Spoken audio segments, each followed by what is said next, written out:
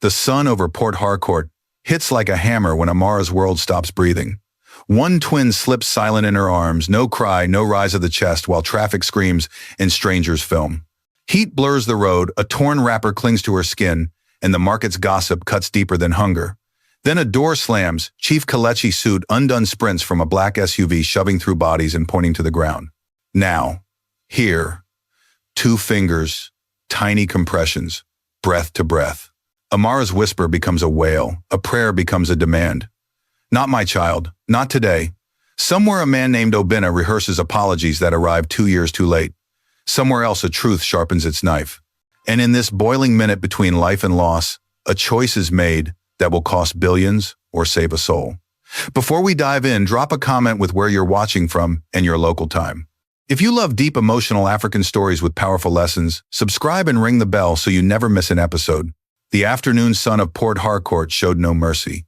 The heat shimmered off the asphalt, turning the streets into a river of fire. Beneath a faded blue canopy, a young woman sat motionless, sweat glistening on her dark skin. Amara's wrapper was soaked, her lips cracked. In her trembling arms, 2 small babies whimpered weakly, Tayi and Kemi, her twins. The boy's breath was slowing, almost fading. She adjusted his head, desperate to feel the rise of his tiny chest, but there was none. "God, please," she whispered, voice breaking. "Please, not my child." Around her, the market buzzed with cruel indifference.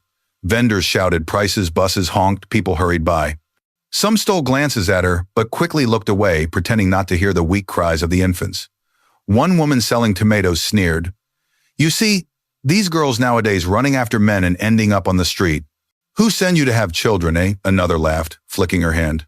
"Better carry your noise away before I chase you." Amara bit her lip until she tasted blood.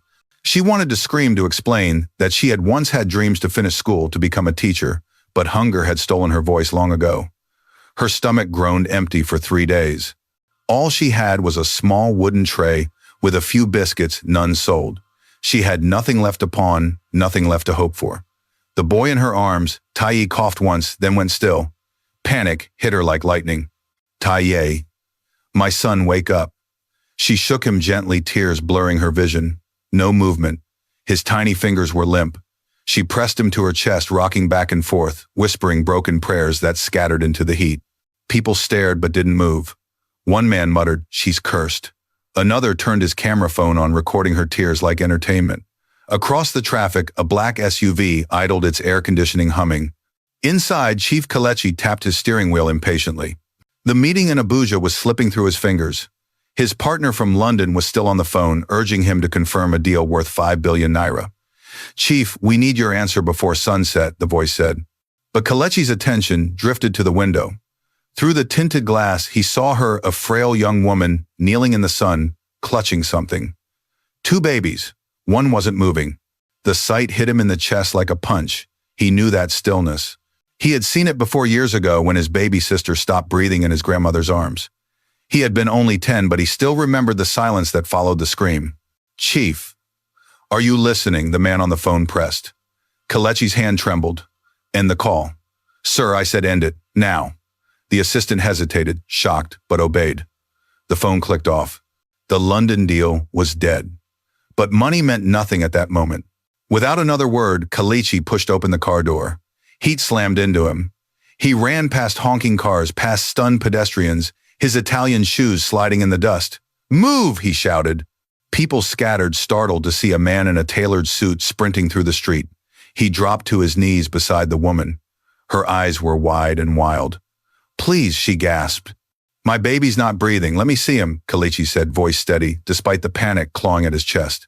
Amara hesitated. In her world, rich men were not saviors. They were danger. But something in his tone, the calm authority, made her trust him.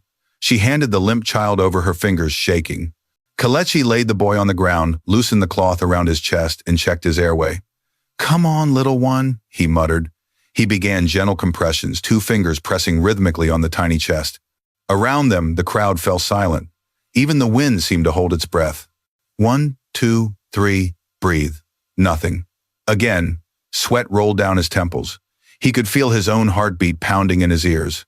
Amara's sobs broke through the silence. "Please, God, please." Then a small cough. Barely there, but real. Kelechi froze, then pressed again. Another cough, then a faint cry, thin but alive. Amara screamed with relief, grabbing her baby, hugging him so tightly, she almost squeezed the air out again. "Thank you, Jesus," she cried. Tears streamed down her face. Kelechi exhaled deeply, hands trembling. The road dust clung to his suit, his knees ached. But for the first time in years, he felt something other than numbers and deadlines. He felt human.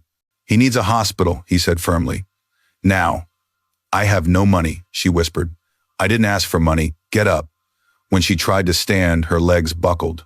He caught her before she fell his arm, steadying her frail frame. "Driver," he shouted. The SUV pulled up. "Open the back door." The driver blinked. "Chief, you're now," Kelechi barked. The man obeyed. Kelechi helped Amara inside. She clutched both twins, one crying softly, the other still breathing shallowly. The air in the car felt cold against her skin like a miracle. As the vehicle sped toward City Care Hospital, Kelechi called ahead. "This is Chief Kelechi Okan. I'm bringing 2 infants, severe dehydration, and possible respiratory arrest. Prepare oxygen and IV. Cost is not an issue." Amara stared at him, disbelief flooding her tired eyes. She had begged on that same street for days. People walked past like she was invisible. And now this man, this stranger, was calling doctors for her children. Inside the hospital, nurses rushed forward. The babies were lifted gently onto stretchers, tiny arms covered with IV lines. Amara stumbled after them, but the room spun. Her body gave out, collapsing on the white tiles. Kelechi caught her again, shouting for help. When she woke hours later, the smell of antiseptic filled the air. Her babies were beside her, asleep, small chests rising and falling steadily. A nurse smiled. "They're safe now, madam. You can rest." Tears slipped down her cheeks. "Safe," she whispered, the word foreign on her tongue. From the doorway, Kelechi watched quietly. His phone buzzed, 5 missed calls from London. He ignored them. Instead, he whispered to himself, "Maybe this was the real deal I was meant to make today." He turned to leave, but Amara's weak voice stopped him. "Sir, thank you." He paused, then nodded softly. "Thank me by getting better."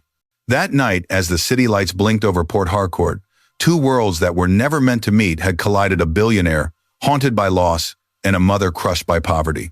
Neither knew that this single act of compassion would unravel secrets, stir buried pain, and test every boundary between wealth and humanity. Outside, thunder rumbled in the distance, promising rain. Morning broke over Port Harcourt with a heavy mist that smelled of rain and exhaust fumes. The city was already awake, hawkers shouting, bus horns echoing life, moving too fast to notice who had almost died the night before. But inside, a quiet hospital ward time seemed to slow. Amara opened her eyes to soft beeping sounds. Her body ached, her lips were dry, and the faint hum of machines surrounded her. For a moment, she didn't remember where she was. Then she turned and saw them. Her twins, Tai and Kemi, were sleeping in small cribs, each connected to tubes and IV lines, their chests rising and falling with soft, even breaths. For the first time in months, they looked peaceful, alive. She pressed her hand over her mouth, tears slipping down her cheeks. A nurse entered, carrying a bowl of pap and a tray of medicine. "You should eat, madam," she said kindly. "The doctor said you haven't eaten properly in days." Amara tried to sit, but her body felt like lead. "My children. Are they okay?" "They will be," the nurse smiled. "Your son was very weak, but that man, Chief Kelechi, he acted quickly. You're lucky he found you." Amara blinked. The name sounded distant, unreal. "Chief Kelechi." "Yes, he's been here all night, refused to leave until the doctor said your babies would survive." Before Amara could respond, the nurse left. Through the half-open curtain, Amara could see a man standing near the hallway window, tall, broad-shouldered, his suit now wrinkled, eyes red from exhaustion. He was on the phone speaking quietly, then ended the call and rubbed his face. When he noticed her looking, he smiled and walked over. "You're awake." "Yes, sir," she whispered, lowering her eyes. I don't know how to thank you." "You already did," he replied, "by keeping your children alive." She swallowed hard, tears threatening again. "You saved my son. I can never repay that." He shook his head gently. "Don't think of repayment, just rest. That's all I ask." The silence that followed wasn't uncomfortable. It was heavy but kind. He looked at her face, noticing how young she was. No older than 24, maybe younger. Her cheekbones were sharp from hunger, her eyes deep and bruised from sleepless nights. But there was something unbroken in her gaze, a stubborn light that refused to die. He cleared his throat. "What's your name, Amara?" she said softly. "That means grace, doesn't it?" She nodded. My mother said it means God's grace follows me even when I fall. Kelechi smiled faintly. Seemed she was right. For the first time, Amara almost smiled back, but then pain crossed her face as memories flooded in. Her voice trembled. I fell very far, sir. Maybe God forgot halfway. Kelechi leaned forward. Maybe he just sent help in another form. Her lips quivered, but she said nothing. The words touched something she had long buried. Moments later, the doctor entered. Chief Okan, good morning. The twins are responding well to treatment, but they'll need to stay for at least a week. Severe malnutrition, dehydration, and mild pneumonia for the boy. Do everything necessary, Kelechi said without hesitation. Send the bills to me. The doctor nodded. They're lucky you found them when you did. Another 30 minutes. He didn't finish the sentence. He didn't have to. After the doctor left, Amara turned to Kelechi, eyes wide. Sir, please don't pay for us. I can find a way, I promise. I can work. He raised a hand gently. You will when you're ready. But not today. She bit her lip. Pride and gratitude wrestled in her chest. Why, sir? Why would you help a stranger like me? He stared at the floor for a moment. Because once I was the one begging for help and no one stopped. She looked at him confused. But he said no more. Hours passed. The rain began to fall, tapping against the window glass. Nurses moved quietly, adjusting drips, checking charts. Amara watched her children sleep, then glanced at Kelechi again. He had taken off his jacket and was sitting in the chair beside the bed, answering emails on his phone. Yet his eyes often drifted to the twins, as if he needed to make sure they were still breathing. Chief, she said softly, you don't have to stay. He smiled tiredly. I know, but I want to. Something in his tone disarmed her. For months she had been invisible, mocked, ignored, forgotten. Now a man with wealth and power sat beside her like a brother, like family. By evening the rain stopped. Kelechi stood stretching his legs. I'll come back tomorrow with some clothes and food. You need strength. You've done too much already, she said. He looked at her seriously. Amara, do you have anyone, family? She hesitated. No. My parents, they told me to leave when I got pregnant. They said I brought shame. His jaw tightened. Then you're not alone anymore. Her eyes filled with tears again. He turned to go, not wanting to embarrass her further. But before he reached the door, her voice stopped him. Sir, thank you for not walking away. He turned, smiled faintly. The world walks too fast. Sometimes we're meant to stop. When he left, Amara lay awake for hours, staring at the ceiling. She thought of how he had knelt in the dirt, pressing on her baby's chest, while everyone else watched. Of how his voice had steadied her panic. Of how his presence made her feel seen. She closed her eyes and whispered, maybe Grace hasn't forgotten after all. Across town, Kelechi sat in his quiet mansion, untouched dinner growing cold on the table. His assistant entered nervous. Sir London called again. They said it's your final chance. The deal's gone if you don't respond tonight. Kelechi didn't even look up. Let it go. Sir, that's 5 billion, I said. Let it go. The assistant nodded quickly and left. Alone, Kelechi leaned back, rubbing his temples. His mind wasn't on money. It was on a woman in a hospital bed, whispering to her children in her sleep. He didn't know why she haunted him, but he knew this wasn't just charity. It was something deeper. He walked to the window. Rain had washed the streets clean, and the city lights shimmered like fireflies. Somewhere in the distance, church bells rang faintly. He remembered his grandmother's words long ago, God tests the rich, not by how much they give, but by what they're willing to lose to give it. He had just lost billions, but for the first time his heart felt full. Back in the hospital, Amara woke suddenly to the sound of thunder. Her baby stirred but didn't cry. She looked at their tiny hands, at the bandages covering their veins. She leaned close, whispering, "You're safe now, my darlings. Someone saw us today." The rain drummed harder outside, a rhythm of cleansing and renewal. Neither she nor Kelechi knew it yet, but this storm had only begun. Their lives, one built on power, one on pain, had collided for a reason. And from this collision, something extraordinary was about to rise, a love shaped by loss, a test of faith, and a battle between truth and silence. Tomorrow, new questions would come. But tonight, Grace finally rested. 3 days passed. Morning light poured gently into the small hospital room, filling it with a kind of peace Amara had almost forgotten existed. The beeping of the monitors was now steady, no longer frantic. Her twins, Taiye and Kemi, had color back in their cheeks, their tiny lips moist, their breaths calm. When they smiled in their sleep, the world seemed to pause for her. She sat by their bedside, whispering softly in Igbo, "My angels, the sun will never burn you again." Her fingers brushed their foreheads, still warm but full of life. Then the door creaked open. Chief Kelechi stepped in carrying a plastic bag and the faint scent of cologne. He wasn't wearing a suit this time, just a plain white shirt rolled at the sleeves. He looked less like a billionaire and more like a tired man who hadn't slept well. "I brought breakfast," he said, with a gentle smile. "Jollof, rice, fruits, some bread. And milk for you. Doctor said you must eat properly if you want your body to recover." Amara rose to greet him, nervous, embarrassed. "You shouldn't have, sir. You've done more than enough." "Then consider this selfish," he replied. "I'd feel terrible if those twins woke up hungry again." She smiled faintly, the first real smile he'd seen on her face. He placed the food on the table, but she didn't touch it right away. She stared at her hands, instead hesitant. "Sir, why are you being so kind to us?" she asked quietly. "No one ever stops for people like me, not even church members." Kelechi took a deep breath, looking out the window before speaking. "When I was 10, I lost my mother while she was giving birth to my little sister. Her name was Adaora. My father never recovered. He died 2 years later from grief. My grandmother raised me. We had nothing. I remember watching my sister die at 7 because we couldn't afford hospital fees." Amara's eyes widened, tears glistening. "I'm so sorry," he nodded. "That day I promised myself if I ever had wealth, I'd never let another mother beg while her child suffered." He looked at her directly now. "So when I saw you on that street, I saw them. My family. The pain I couldn't fix back then." Amara's throat tightened. The words hit deep because they carried the kind of pain only survivors recognized. She whispered, "God must have sent you." Kelechi smiled faintly.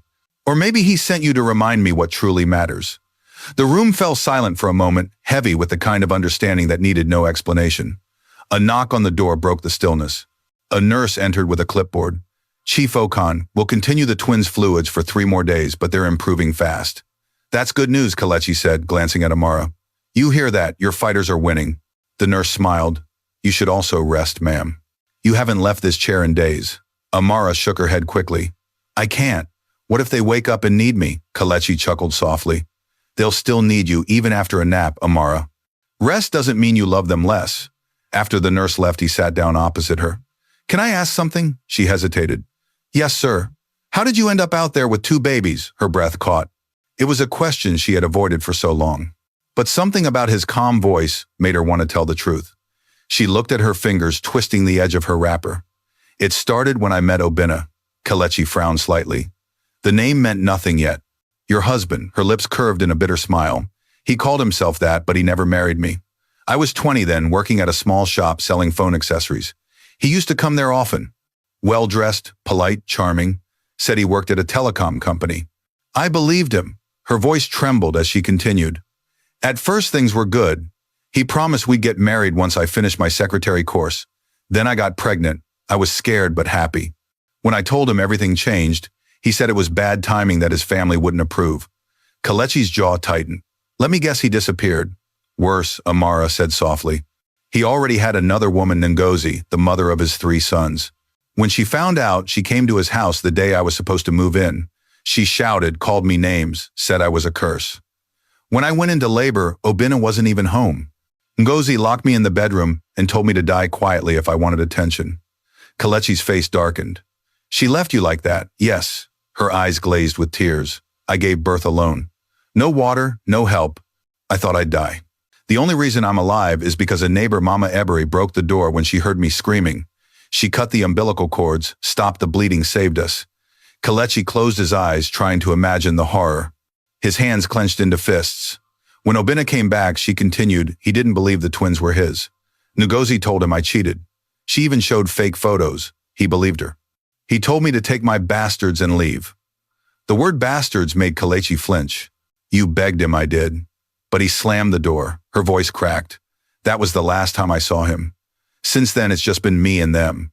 The silence that followed was suffocating. The hum of the hospital machines was the only sound. Kelechi finally spoke, his voice rough. "Amara, you didn't deserve that. None of it." She shrugged weakly. "Deserve or not, it happened. I learned the world doesn't stop for your pain." He looked at her, admiration hidden behind pity. "You're stronger than you think." Her lips quivered. "I don't feel strong. I just didn't have a choice." "That's exactly what strength is," he said softly. For the first time, Amara met his eyes without fear. Why do you care so much? Because you remind me of every woman this world failed. His voice was steady, almost a whisper.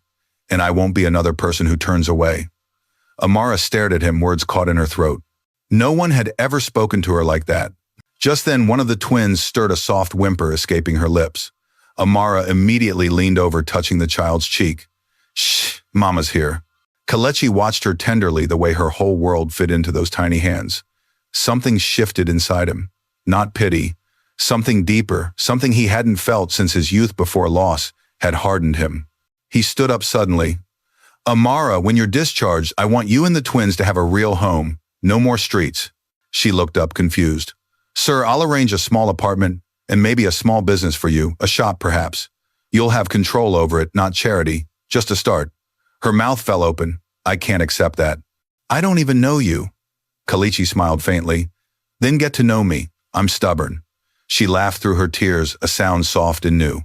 That night, as he left the hospital, the rain had stopped. The air smelled of earth and rebirth. He looked up at the sky and whispered, Mama, maybe your promise still lives. Maybe this is what I was meant to do. Back inside, Amara sat awake, listening to her baby's slow breathing. She pressed her palms together and whispered into the darkness. Whoever you are, Chief Kelechi, may God bless the day you stop for us. Outside, the city lights flickered against the wet pavement, silent witnesses to a story just beginning. A week later, the morning sun filtered softly through the white curtains of City Care Hospital. The twins were stronger now. Tayi was laughing whenever Amara tickled his feet, and Kemi had started babbling, her tiny hands reaching for her mother's necklace. Amara couldn't stop smiling as she watched them. For the first time in almost 2 years, their laughter filled a room instead of their cries. The door opened, and Chief Kelechi entered, carrying a bouquet of lilies and a small paper bag. He looked different today, less like the stoic businessman, more like a man at peace. His shirt sleeves were rolled up and his watch glinted as he approached the bed. You look brighter today, he said with a grin. And I think someone missed me. Amara laughed softly. They miss anyone who brings food, sir. Then maybe I should visit every day. You already do, she teased, surprising herself with how easy the words came out. Kelechi placed the lilies in a vase by the window. Discharge papers are ready, he said. The doctor says you can go home today. Her smile faded. Home, she hesitated. But I don't have one. He turned, meeting her eyes. You do now. Her brows knit together. Sir, I don't understand. Come, he said simply. You'll see. Outside the hospital, a black SUV waited. The driver helped Amara into the back seat, carefully settling the twins in the car seat. The road hummed beneath them as they drove through the heart of Port Harcourt. She pressed her face against the window, watching the busy markets pass by, people haggling over fruit buses packed tight with passengers. Sir, she said quietly, why are you doing all this for me? You've given so much already. Kelechi didn't answer right away. His eyes stayed on the road ahead. Sometimes, Amara, we meet people who remind us that purpose isn't about what we have, but about what we can give. She frowned softly. Purpose doesn't feed children, sir. He glanced at her. Maybe not. But it gives you the reason to try again. The car slowed before a 2-story building painted in warm cream. A gentle breeze carried the smell of rain-soaked earth. A small garden lined the front path, filled with hibiscus and marigold. Amara stared confused. This is yours, Kelechi said quietly. Mine, he nodded, smiling. It's a small apartment, safe, clean, and close to a market, perfect for a fresh start. She blinked rapidly. Sir, I can't accept, just look first. They stepped inside. The walls were freshly painted, and sunlight streamed through wide windows. A couch sat in the living room, soft and new. In the corner, a cradle rocked gently with the fan's breeze. The kitchen smelled faintly of soap and new wood. Pots gleamed on the shelf. Amara touched the countertop, her fingers trembling.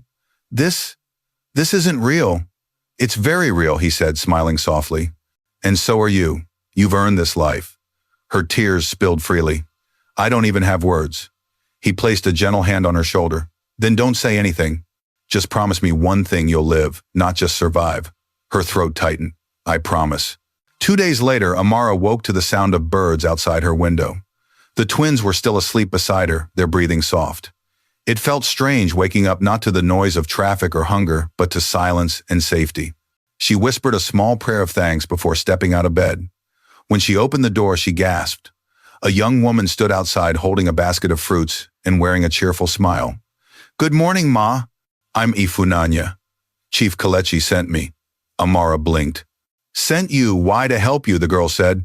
With the twins, the house, and your new shop. Shop, yes, ma. He said today we go and see it. Amara pressed a hand to her heart, overwhelmed. She wanted to argue to refuse, but every argument dissolved when she saw the genuine kindness in Ifunanya's face. The car drove only a few streets away before stopping. When Amara stepped out, she froze. In front of her stood a small shop painted in white and green, a bright wooden sign above the door, reading Amara's provisions. Her knees nearly gave out. No, she whispered, covering her mouth. That's my name. Yes, Kelechi said behind her. It's yours. He handed her a small key. Go on, open it. Her fingers shook as she unlocked the door. Inside, sunlight spilled across rows of neatly arranged goods, biscuits, drinks, tins of milk, sacks of rice. The smell of new shelves and hope filled the air. I can't believe this, she said, turning to him, her eyes glistening. Why would you do this? Because I believe in second chances, he said, and because I know you'll make this place shine. Tears rolled down her cheeks. I don't deserve this, sir. You do, he said firmly. You survived everything the world threw at you. You didn't give up. That deserves a beginning, not an ending. She swallowed hard, unable to speak. Behind them, Ifunanya clapped her hands excitedly. We'll make it beautiful, ma. I'll help you arrange the goods, count money, everything. Amara laughed through her tears. I don't even know how to thank either of you. Kelechi looked at her kindly. You already have. By smiling again, over the next few weeks, the shop came alive. Children from nearby houses came to buy sweets, old women stopped by for rice and palm oil, and Amara began to recognize faces, neighbors who greeted her warmly each morning. Ifunanya proved to be a blessing indeed. She handled the customers, taught Amara how to track sales, and even rocked the twins to sleep during slow afternoons. Kelechi visited often. Sometimes he brought supplies, sometimes he came with nothing but conversation. He'd lean against the counter watching her laugh with customers, a quiet admiration in his eyes. One evening, as the sun dipped low and painted the sky orange, he stayed longer than usual. The shop was quiet. The twins were sleeping in a small crib near the wall. You've done well, he said softly. Amara smiled. It's not me, it's you. He shook his head. No, I only opened a door. You walked through it. She looked at him for a long time, noticing things she hadn't before. The tired kindness in his eyes, the faint scar near his jaw, the humility that didn't fit a man of his wealth. Her chest tightened with something unfamiliar. Chief, she began, then stopped. I don't even know how to thank you. He smiled faintly. Stop calling me Chief. Just Kelechi. She hesitated. That feels strange. Then we'll get used to it together, he said, his tone warm but playful. For a moment, silence stretched between them. Outside, the last rays of sunlight kissed the street, painting everything in gold. Amara looked down, twisting her fingers. I thought God forgot about me, she whispered. But maybe he was just waiting to show me kindness through you. Kelechi's heart thudded, once heavy and unexpected. He looked away quickly.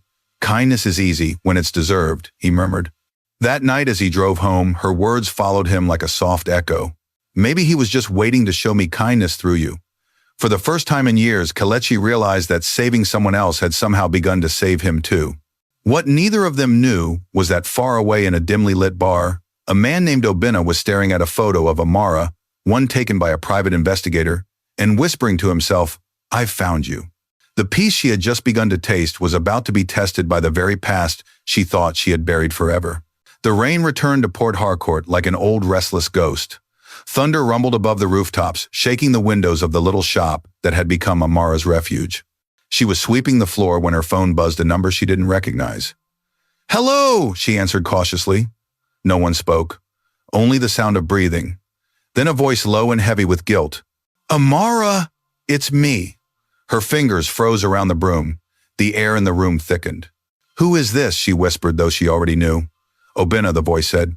Please don't hang up. Her heart began to hammer. The twins were asleep in the back room, the rain pounding outside. What do you want? I just want to talk, he said. I made mistakes. I need to make things right. Her voice cracked. 2 years too late. My babies nearly died because of you. I know. I know, he said, almost crying. But I was lied to. Ngozi showed me fake pictures, made me think. Don't you dare say her name, Amara snapped, anger trembling through her voice. She locked me in that room while I was in labor. She wanted me dead. He was silent for a moment. Then quietly I found out. I know everything now. I fired her. I lost everything because of her. She laughed bitterly. So now that your life is broken, you remember the people you threw away. Please, Amara. I just want to see them. My children. Her breath came shallow. You have no children here. She hung up and dropped the phone like it was poison. Her knees gave out and she sank to the floor shaking.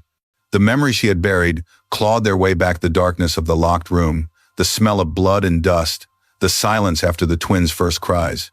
Ifunanya rushed from the back room. Auntie. What happened? Amara wiped her tears. Nothing, just the past knocking. That evening, Chief Kelechi arrived, his car headlights cutting through the rain. He stepped inside the shop, shaking droplets from his umbrella. Amara, he said softly, seeing her pale face. What's wrong? She didn't answer right away. Then she whispered, he called. Kelechi's eyes darkened. Who, Obina? He set the umbrella aside. What did he say that he knows the truth now? That he wants to see the twins? Kelechi clenched his jaw. You're not meeting him. She frowned. I can't hide forever, Kelechi. He's their father. He's the man who left you to die. Her voice broke. But if he really changed, people like him don't change, Kelechi, cut in his tone sharper than he intended. Amara flinched. For a moment, silence hung between them, thick and heavy. Rain pattered against the roof. The twins stirred in their sleep. He took a breath, softening. I'm sorry. I can't stand the thought of you getting hurt again. She looked away. I know. But maybe I need to face him, not for him, but for me. To let go. Kelechi stared at her, torn between admiration and fear. Her strength humbled him, but it also terrified him. After a long pause, he said quietly, If he tries to come near you, call me. Promise, I promise. He nodded, though unease lingered in his eyes. 2 days later, he sat in his office downtown, staring at a file on his desk. The folder was marked, Private Investigation Report. His security consultant, a broad-shouldered man named Ojo, stood across from him. You were right, sir, Ojo said. Obina is back in Port Harcourt. He hired a private investigator 6 months ago. He's been asking questions about a woman named Amara. Kelechi's face hardened. How close is he? Too close. The investigator found her shop. He's just waiting for confirmation she still lives there. Kelechi's heart sank. He leaned back, exhaling. Does Amara know? No, sir. Good. Keep it that way. I'll handle this. When Ojo left, Kelechi buried his face in his hands. He wanted to tell her the truth, that her past was coming for her, but he couldn't. She had only just begun to heal. If she found out, fear would destroy the fragile peace she'd built. He told himself he was protecting her. But deep down, he knew he was also protecting himself from the pain of watching her break again. That night, Amara stood outside her apartment watching lightning flash across the sky. The air smelled like wet iron. The twins were asleep inside, and Ifunanya was humming softly while folding clothes. For the first time in a long time, Amara allowed herself to dream. She imagined Taye and Kemi growing up healthy, going to school. She imagined owning more shops, giving jobs to other women. She imagined Kelechi, his calm voice, the way his eyes softened when he looked at her. But the dream wavered as a shape moved across the street. A man stood under a flickering streetlight watching the building. She froze. Her stomach turned cold. Hello, she called out. No answer. The man turned away, disappearing into the rain. She rushed inside and locked the door, heart pounding. Ifunanya looked up, startled. Auntie, what is it? Nothing, she lied, forcing a smile. Just my imagination. But deep inside, she knew it wasn't. The next morning, Kelechi showed up, unannounced, his face tight. Pack a small bag, he said. I'm taking you somewhere safe. Amara frowned. What? Why? He hesitated, searching her eyes. Just trust me. Tell me what's happening, Kelechi. He looked down. It's Obina. He's looking for you. Her breath caught. How do you know I had someone check? Her shock turned to anger. You knew this whole time I was trying to protect you. By lying to me, her voice rose. You think I'm some helpless child you can hide truths from? He stepped closer. No, I think you've suffered enough. I didn't want you living in fear again. But you took my choice, she snapped. That's not protection, that's control. Kelechi froze, guilt flashing across his face. Amara, please, leave, she whispered. Amara, I said leave. The twins began to cry in the next room. The sound tore through both of them. Kelechi hesitated, wanting to explain, but she had already turned away, tears streaking her cheeks. He left quietly, the door closing with a final hollow sound. That night, Amara sat on the floor between her sleeping children, staring at the ceiling. Her heart was torn. She knew Kelechi had meant well, but every man who claimed to protect her had ended up controlling her life. Her father, Obinna, and now maybe even Kelechi, but a small voice inside whispered that he was different, that his silence came not from pride, but from fear of losing her. She pushed the thought away. Miles away, Kelechi sat alone in his mansion, nursing a glass of untouched wine. Rain lashed against the windows. On the table before him lay two photos, one of the day he met Amara, the other of his late sister Adaora. "You said I'd find peace through kindness," he murmured to his sister's photo.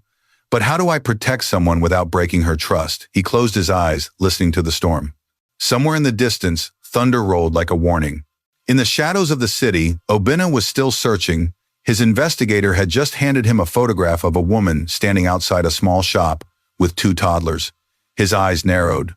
"Found you," he whispered. And as the storm raged outside, three lives bound by betrayal, guilt, and love were about to collide again. The next morning was deceptively calm. Port Harcourt awoke to sunlight glinting off puddles, the storm's memory fading into mist. The market buzzed with its usual noise, vendors shouting, prices, children laughing, radios crackling with high-life tunes. But inside Amara's provisions, tension clung to the air like invisible smoke. Amara stood behind the counter, trying to focus on customers, though her mind spun in circles. Every sound made her flinch. Every unfamiliar face that passed the window made her heart race. "He's looking for you," Kelechi's words echoed in her head. Ifunanya noticed the tremor in her hands.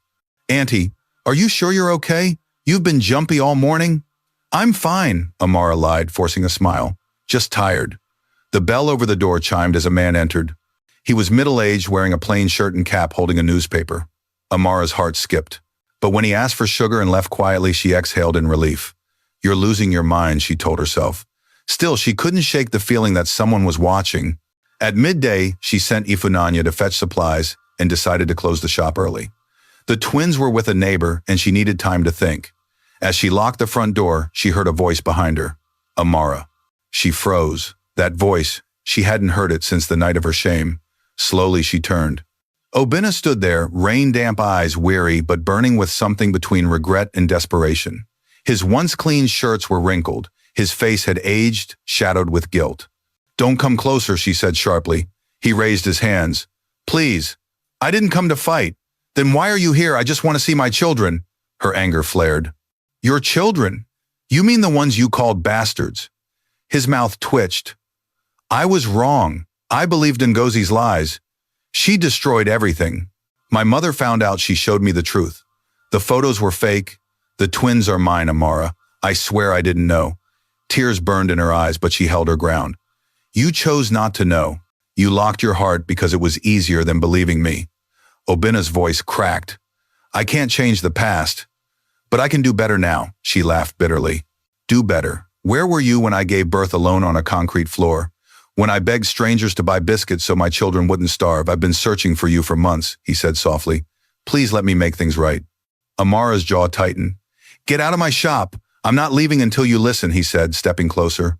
"Leave or I'll scream." The tension sliced through the air like a blade. Then a firm voice came from behind them. "You heard the lady." They both turned. Chief Kelechi stood at the doorway, his suit immaculate, eyes cold as steel. The driver's car idled outside. Obinna's jaw tightened. "And who are you?" "I'm the man who saved your children when you abandoned them," Kelechi said calmly. "The man who gave their mother back her life." Obinna's gaze shifted between them, suspicion hardening his features.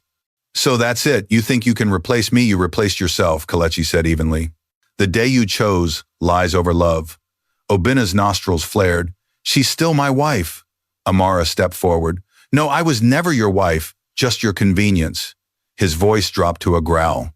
"You'll regret talking to me like that." Kelechi moved closer, his voice low but steady. "Try raising your voice again, and I'll have you removed from here permanently."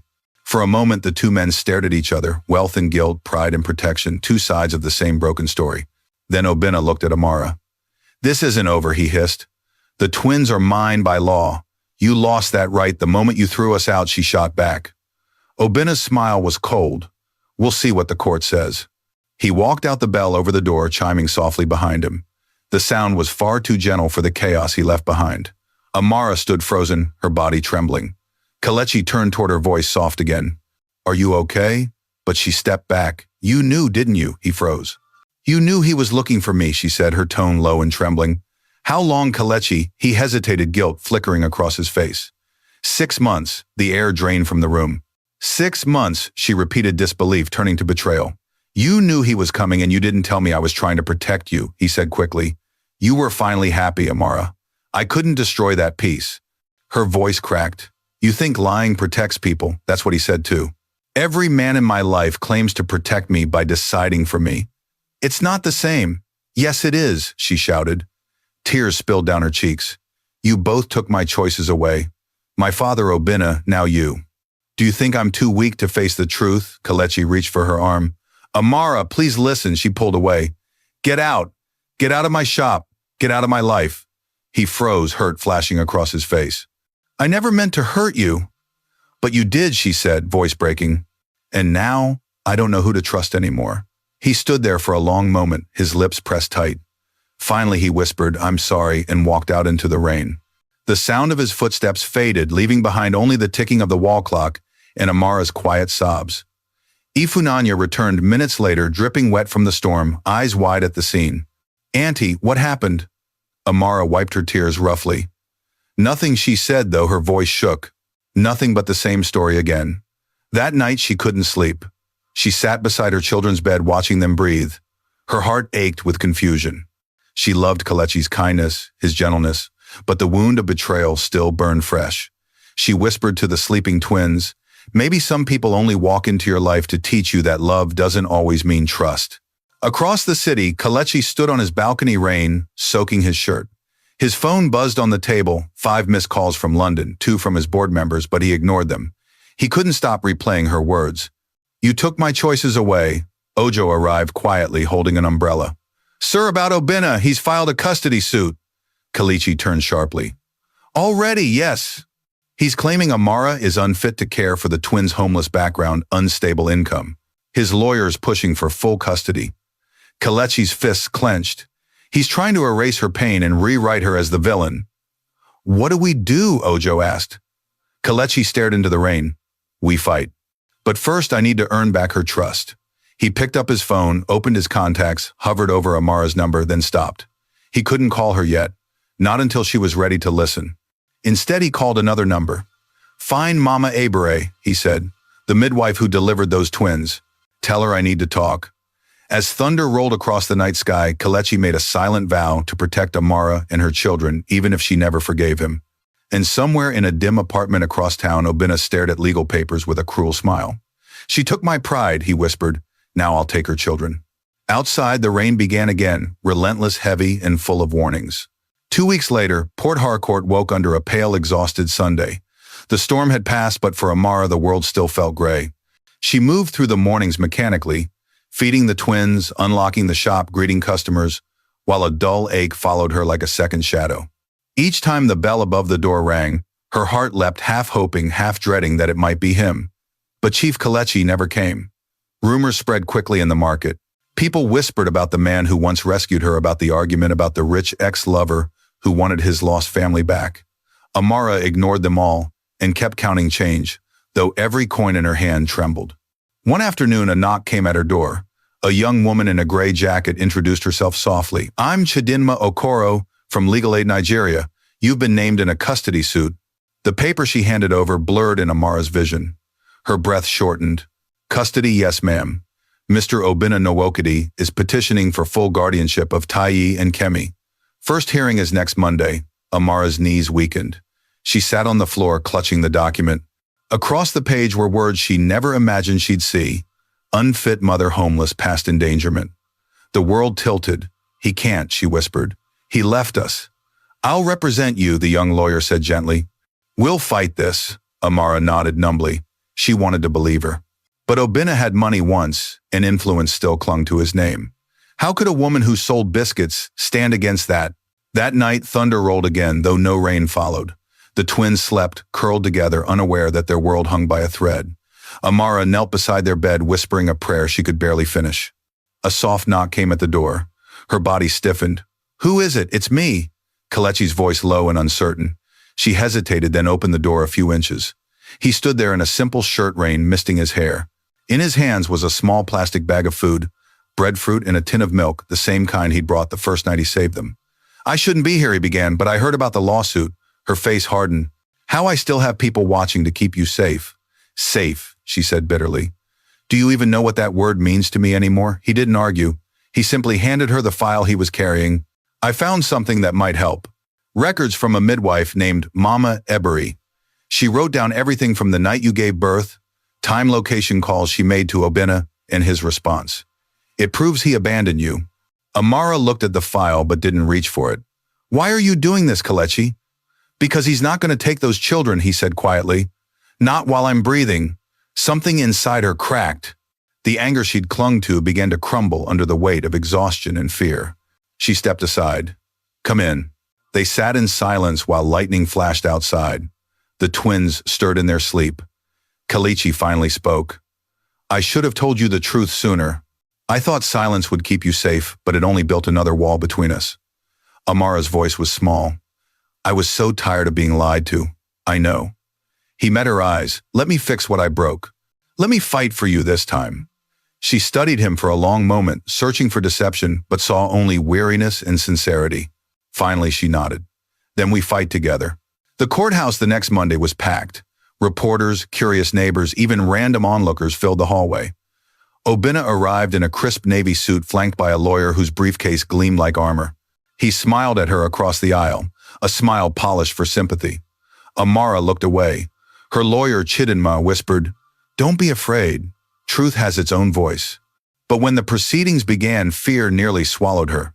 Obinna's attorney spoke first, painting him as a remorseful father who had found enlightenment and only wanted to give his children stability and opportunity. Every word twisted the knife deeper. When it was Amara's turn, her voice shook.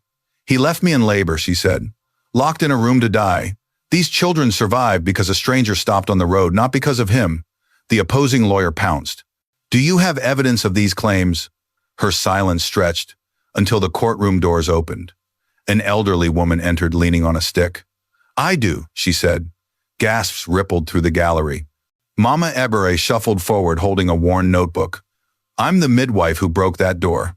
I recorded the time, the calls I made to this man, and his answer, he told me to mind my business."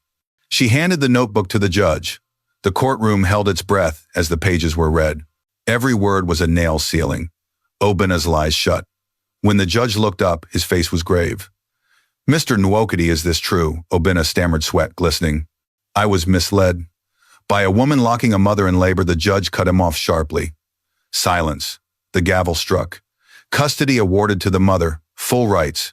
The father shall have no visitation until psychological assessment and proof of responsibility are provided." Case closed. A sob escaped Amara before she could stop it. The courtroom blurred with tears. Chidinma hugged her tightly. "You won, Ma!" She turned and saw Kelechi standing near the back, hands clasped, eyes shining with quiet pride. He hadn't testified, hadn't spoken, just stood watch like a silent guardian. When she stepped outside into the courtyard, sunlight broke through the clouds, scattering gold over wet stone. Kelechi approached slowly. "You brought her," Amara said. He nodded. 3 days ago, I went to her village. She came because she said the truth had waited long enough." Amara's voice trembled. "You saved me again." He smiled faintly. "You saved yourself. I just opened a door." She took a deep breath, the air sharp and clean after the rain. "I don't know how to thank you." "Then don't," he said. "Just live. That's enough." He turned to leave, but she caught his sleeve. "Kelechi." He paused. Her eyes glistened. "Maybe don't go this time." For the first time in months, he let himself smile fully. A quiet, hopeful smile that warmed the gray sky. Behind them, the courthouse bell rang noon, its echo spreading across the city like a promise. The fight was over, but something new had just begun. 3 days after the court's ruling, Port Harcourt felt brighter than Amara remembered it. The air smelled of roasted corn and fresh rain, and children ran laughing through puddles. But inside her apartment, silence reigned, the calm that comes after surviving a storm. The twins were playing on the mat, stacking plastic cups that kept collapsing, sending them into fits of laughter. Amara sat on the couch watching them, still trying to accept that it was all real, that the judge's voice had indeed said custody awarded to the mother. She ran her fingers along the papers on the table, her freedom written in ink. A soft knock sounded. When she opened the door, Chief Kelechi stood there holding two small boxes wrapped in gold paper. "You didn't have to bring anything," she said, smiling faintly. He shrugged. "They're not gifts, they're celebrations." She raised a brow. "Is there a difference?" "Yes," he said, stepping inside. "Gifts are for pity, celebrations are for triumph." He handed her the boxes. Inside were two small bracelets, engraved with the twins' names, Tai and Kemi, each adorned with a single bead carved into the shape of a heart. Her eyes softened. "They're beautiful. They're reminders," he said quietly, "that their mother fought the world and won." Tears welled in her eyes before she could stop them. "You shouldn't make me cry on a good day, Chief," he chuckled. "Then don't call me Chief. Call me Kelechi. Friends don't need titles." "Friends," she repeated, looking up at him. He hesitated before nodding. "If you'll still have me." She studied his face, the sincerity in his eyes, the humility that lived beside strength, and for the first time since their argument, she didn't see a man trying to protect her. She saw someone who simply refused to walk away. "Friends," she said softly. "For now." "That's enough," he smiled. Over the next few weeks, peace settled over her life like sunlight after rain. Business at the shop was good. The market women who once mocked her now greeted her warmly, often bringing customers her way. Ifunanya managed the inventory with sharp precision, sometimes teasing Amara that she'd make a perfect accountant someday. Kelechi continued to visit, but never overstepped. He'd bring small things, a basket of mangoes, a new chair for the twins, sometimes nothing but stories about his childhood. One Saturday evening, as the orange glow of dusk filled the room, Kelechi arrived with something different silence. He seemed troubled, distracted. "What's wrong?" Amara asked, sensing it immediately. He exhaled deeply. "Obina's mother came to see me." Amara stiffened. "What?"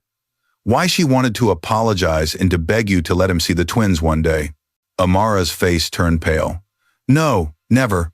I told her the same," he said quickly. "You have no reason to forgive him, but—" She seemed broken, Amara, not like the cruel woman who once sided with him. Amara's jaw tightened. "Some wounds don't heal with apologies." "I know," he said gently. "But I also know that forgiveness doesn't mean weakness, it means freedom." She looked at him sharply. "Easy for you to say, Kelechi. You weren't there when he called them bastards." "No," he admitted softly. "But I was there when you almost died trying to keep them alive. And I've seen what bitterness can do. It change you to the person who hurt you." She turned away, eyes glistening. "I don't have the strength for that." He smiled sadly. "You have more strength than anyone I've ever met." That night after he left, Amara lay awake, listening to the twins' gentle breathing. The rain returned, tapping lightly on the windows. She thought of all she had survived the streets, hunger, shame, the courtroom. And she thought of the man who had walked into her pain uninvited, refused to leave, and changed everything. Slowly, she began to understand that forgiveness wasn't for Obina, it was for her. The following morning, she found herself walking towards Street Dominic's church at the edge of the market. The old stone building had survived decades of storms, its walls lined with moss and prayer. Inside, she knelt and whispered, "God, I can't forget what he did, but help me forgive so the past stops owning me." When she opened her eyes, she felt lighter, not healed, not entirely, but freer. Outside, the sky had cleared again. She returned to her shop just as Kelechi's car pulled up. He stepped out carrying a basket of gardenias. "I brought peace offerings," he said. "And good news." "What news?" He smiled. "Your case caught attention. The Women's Development Board wants to feature your story to raise awareness for mothers like you. They're offering a grant to expand your shop and hire more women." Amara's eyes widened. "Are you serious?" "Completely." He handed her a printed letter. "They said they want to meet you next week." She covered her mouth, overwhelmed. "Kelechi, this is unbelievable." He grinned. "Believe it. You're a symbol now, hope, wrapped in stubbornness." She laughed, wiping her tears. "You talk too much for a humble man." "I've never claimed humility," he teased. The twins toddled toward him, calling Uncle Kelechi. He bent down, lifting them both with ease, spinning them in a playful circle that filled the room with laughter. Amara watched him, the man who had traded 5 billion naira for a chance to save strangers, who had rebuilt her life without asking for anything. Something warm stirred in her chest. "Kelechi," she said softly. He looked up. "Yes, why do you keep helping me?" He paused, searching for the right words. "Because when I found you that day, I thought I was saving you, but I think you're the one who's been saving me." Their eyes met, and for a moment, the world went still. Then he set the twins down and straightened his shirt awkwardly. "Well, I should go." Big men have small paperwork, she smiled. Come back tomorrow, the twins will miss you. Will they? He asked playfully. Her gaze softened. I will too. He froze the words, catching him off guard. Then a slow smile spread across his face. Then I suppose I'll have to come back. Later that night, Amara sat at her window watching the city lights dance on wet streets. She thought of everything that had happened, the pain, the courtroom, the peace that was slowly returning. Somewhere deep inside, she knew this story wasn't ending. It was only changing shape. Because forgiveness had opened a new chapter, one not written by shame or survival, but by something far more terrifying and beautiful: love. Outside, thunder rumbled faintly in the distance, not as a warning this time, but as applause for the strength of a woman who refused to be broken. The morning sun over Port Harcourt painted the city gold, washing away the memory of endless storms. The scent of fried plantain drifted from nearby stalls as the marketplace came alive. Inside Amara's provisions, laughter filled the air. The twins chased each other between shelves, giggling, while Ifunanya pretended to scold them. Business had never been better. Since the Women's Development Board featured her story, people from across the city came to see the mother who never gave up. Some came to buy, others just to talk. Many women left the shop inspired, whispering, "If Amara can rise, maybe we can too." Amara moved with quiet confidence now. Her wrapper was clean and pressed, her braids tied neatly under a scarf. When she counted money, her fingers no longer trembled. At the corner of the shop, a small poster hung proudly on the wall. A photo of her standing beside the twins, the headline reading, "Grace in the Storm, One Woman's Fight for Dignity." That afternoon, Kelechi stopped by, his familiar smile brightening the room. He carried a bag of supplies and two tiny blue uniforms folded neatly. "What are these?" Amara asked. "School uniforms," he said. "Tai and Kemi start nursery next week." Her jaw dropped. "You didn't." "I did," he interrupted gently. "They're growing fast. It's time they met the world." Amara's eyes filled with tears. "You think I wasn't planning that?" He smiled. "I think you've been too busy building the world for them to play in." She laughed softly, shaking her head. "You're impossible, Kelechi. Only when I'm right." Later that evening, they sat outside the shop, watching the sunset bleed across the sky. The twins played in the sand nearby, drawing uneven hearts with sticks. "You know, Kelechi said there's something about sunsets in Port Harcourt. They look tired, like the city's been fighting all day, but still finds a way to smile." Amara glanced at him. "You sound like a poet." He chuckled. "Only when I'm near inspiration." She rolled her eyes, but her cheeks flushed. "You shouldn't say things like that." "Why not?" "Because it makes me forget how to breathe." The silence that followed wasn't awkward. It hummed with unspoken truths. The air between them thickened, charged with something fragile and new. Kelechi turned toward her. "Amara, can I tell you something?" She nodded, her heart pounding. "When I met you that day on the street, I thought God was testing my compassion. But now I know he was healing something in me. I've spent years building companies, donating money, pretending that made me good. But you," he paused, his voice softer, "you reminded me what it means to feel." Amara's throat tightened. "Kelechi, I'm not saying this to confuse you. You've been through too much. But if the day ever comes when you can love again, I want you to know I'll still be here." She looked away, tears glistening in the corner of her eyes. "You already gave me everything. You gave my children life." He shook his head. "No, you did. I just saw a story worth saving." Before she could respond, one of the twins, Kemi, ran to them, waving a small paper heart she had drawn. "Uncle Kelechi, look, it's you and Mama." The heart was lopsided, drawn in crayon, two stick figures, holding hands beneath a big yellow sun. Kelechi laughed softly, pretending to be serious. "Ah, you made me too tall," Amara smiled through her tears. "And too handsome." The little girl giggled and ran back to her brother. They sat together until the last light disappeared, neither speaking again, both afraid that words would break the quiet magic between them. But peace, as always, was fragile. 3 days later, Kelechi's company made headlines. A major partner had pulled out of an oil deal, accusing him of corruption. The story spread fast. Chief Kelechi Okan, under investigation for financial misconduct. By noon, reporters swarmed outside his office. His lawyer advised silence. His board demanded explanations. That evening, he arrived at Amara's shop, looking exhausted, the weight of the world behind his eyes. "I came to tell you before you hear it from others," he said quietly. "The media's spinning lies. But until this clears, everything I built might fall apart." Amara frowned. "Is it true?" "No," he said firmly. "But it won't matter for a while. People love a scandal more than truth." She reached out, touching his hand gently. "Then let them talk. You once gave up billions to save strangers. That's the man I know." He smiled weakly. You still believe in me. I've believed in worse things and survived, she said softly. Believing in you is easy. For the first time in days, his shoulders relaxed. Weeks passed. The news storm raged, but evidence began to clear his name.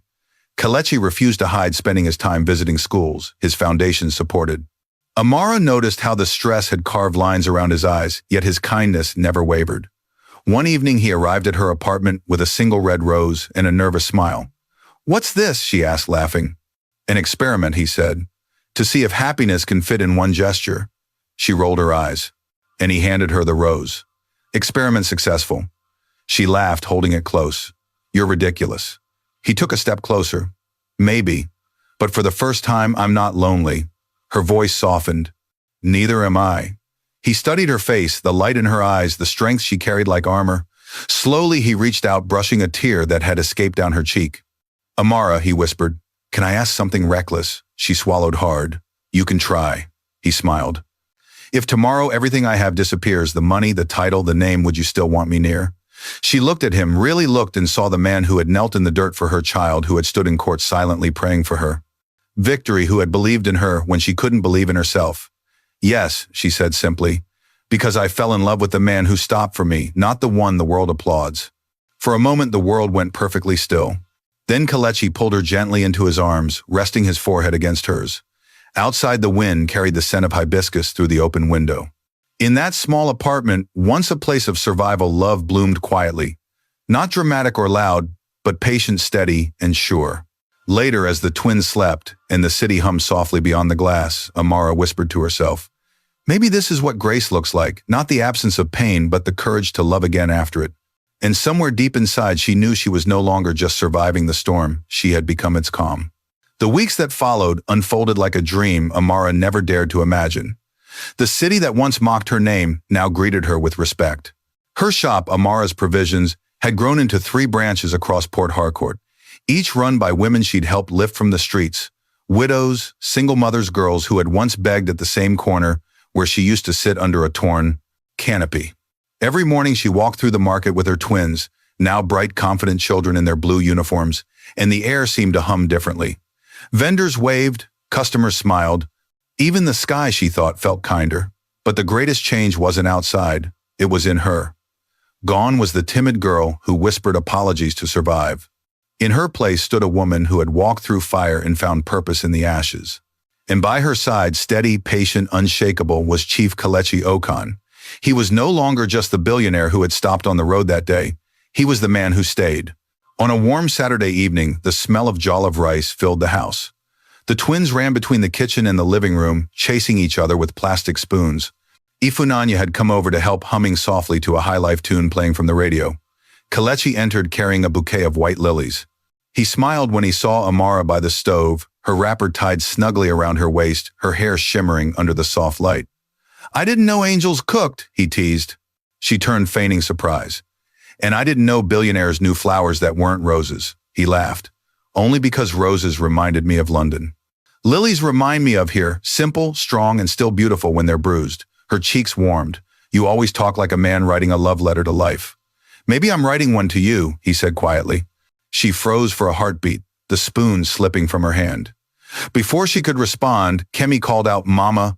"Look," Uncle Kelechi's blushing laughter erupted, and the moment dissolved into warmth.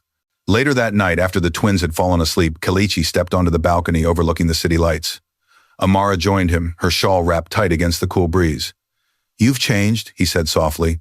"The woman I met under the sun that day, she was strong but broken. Now she glows." Amara smiled faintly. "And you look lighter too." He nodded. "Because you taught me what matters. When I lost everything during the investigation, I thought I'd lost my worth. But then I remembered that day on the street, how a dying baby reminded me that life's value isn't in wealth, but in who we save." She turned to face him. "And who saves us?" Their eyes met and silence settled between them, filled with everything words couldn't hold, the pain they had endured, the gratitude they couldn't speak, the love that had been growing quietly for months. Finally, Kelechi took a breath. "Amara, there's something I need to ask." He reached into his pocket and pulled out a small velvet box. Her hands flew to her mouth as he sank to one knee. "I thought I was rescuing you that day," he said, his voice trembling, "but you rescued me from emptiness, from pride, from myself. I've built skyscrapers, but nothing as solid as the peace you bring into my life. I've made deals worth billions, but nothing as priceless as hearing your children call me daddy." Her tears began to fall. Amara Chukwemeka. He continued smiling through his own emotion. "Will you marry me? Will you let me stand beside you for every sunrise and storm left in this life?" She couldn't speak. Her lips trembled. All she could do was nod through the flood of tears. "Yes, yes, Kelechi, 1,000 times yes." The night erupted in applause. Ifunanya, the twins, and even neighbors who had peeked from their balconies cheered. Kimi shouted, "Mama's getting married." And Taiyi clapped so hard he dropped his toy car. Kelechi slipped the ring onto her finger, simple gold, elegant, and stood pulling her into his arms. "You've made me the richest man in the world," he whispered. She smiled through her tears. "Then don't ever stop earning my love." Their wedding took place 2 months later on the beach where their story had quietly begun, waves rolling like blessings against the sand. The twins walked down the aisle with flower baskets giggling as petals flew in the wind. Ifunanya cried openly while Mama Aber, the midwife who once saved Amara's life, blessed them with words that drew tears from every guest. Under a golden sunset, the pastor spoke of grace, redemption, and second chances. "Chief Kelechi Okan," he said, "do you take Amara Chukwemeka as your wife to cherish, protect, and love her all your days?" "I do," Kelechi said, his voice steady. "And you, Amara, do you take Kelechi as your husband to walk beside him through joy and sorrow as partners and equals?" "I do," she said, her voice breaking with joy. "You may now kiss your bride." As their lips met, the crowd erupted in cheers. The sea roared louder, as if heaven itself was applauding. That night, under the starlit sky, they danced barefoot on the sand. Kelechi twirled her, and her laughter carried over the waves.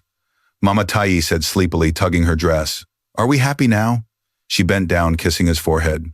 "Yes, my love, we are." 5 years passed. The couple's foundation, Grace Horizons, had helped thousands of women across Nigeria rebuild their lives. Kelechi still ran his businesses, but his office now had a corner full of children's drawings. Amara managed the foundation's schools, visiting remote towns with her ever-growing team of strong women. Their home echoed with laughter. Taiyi and Kemi were now 8, joined by their little brother Chibuike, a joyful 2-year-old who followed everyone with sticky fingers and endless curiosity. One evening, as the sun set over their home, Amara and Kelechi sat on the balcony holding hands and watching the children play in the garden below. "Do you remember that day?" she asked softly. He smiled. "Every second of it. The sun, the heat your face when you realized someone had stopped." She chuckled. "I thought you were mad, a rich man running through traffic. And I thought God had sent me a message I wasn't ready for." They sat in silence for a while, watching the light fade. Then Amara whispered, "Kelechi, do you ever regret walking away from that 5 billion naira deal?" He turned to her, eyes warm. "Not once. That deal would have made me richer, but you made me whole."